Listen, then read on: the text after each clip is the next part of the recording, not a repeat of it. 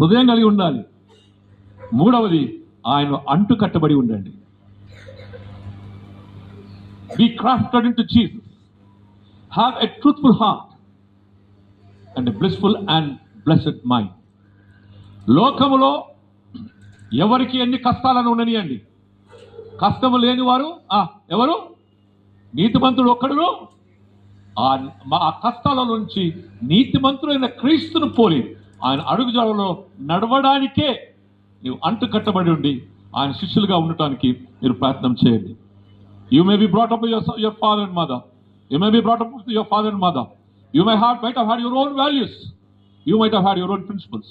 But now on, ఇక నుంచి మీ విలువలు, మీకున్నటువంటి personalities are going to be together in oneness.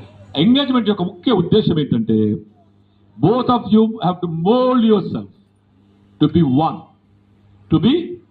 one. రాబోయే కాలం వ్యూహంలో మీరు ఇకను ఇద్దరు కాక ఏక టూ. ఇప్పుడు మనకు ఆ పాతకాలంలో ఏం రోగం వచ్చినా పెన్సిల్ గుచ్చుతుంటుంది కదా, ఒక మాట అనేవాడు, తెల్ల మందు వేసుకుంటే పోతుందయ్యా అనేవాడు. తర్వాత కొన్ని రోజులకు తెల్ల మందు కాదు ఎర్ర మందు అన్నారు. అంటే ఏంటి అవి? B5 B12 మందులన్నీ ఎల్లో ఆర్ రెడ్గా ఉండేటివి. అయిన తర్వాత ప్రజలకందరికీ గోళీలు ఇష్టం లేదు, కానీ సూదులు ఓడిస్తేనే అబ్బా రోగం పోయింది అంటారు. మీకుండే దేవుడు ఇచ్చిన కృప ఏంటో తెలుసా?